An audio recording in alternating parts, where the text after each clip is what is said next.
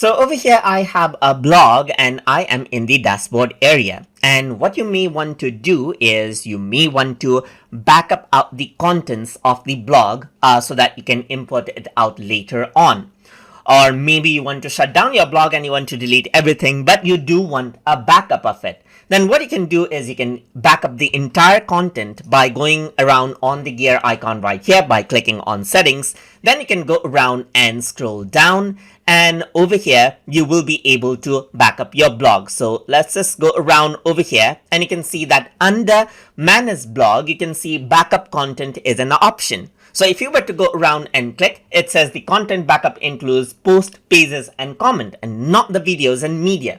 So I'm going to go around and click on download, and what happens is that it will create a backup of the file, and over here you can see that I am in my TutorTube drive. So I'm just going to go around and say blog TutorTube example backup right here, and this will be an XML document. Once you go around and save it out, you can see that it saved it out right here. So now let me just go around and access this out right here by using this browser, and you can see that the XML code is here for this particular blog right here, and everything is saved out, which makes it easy for you to import out the content again.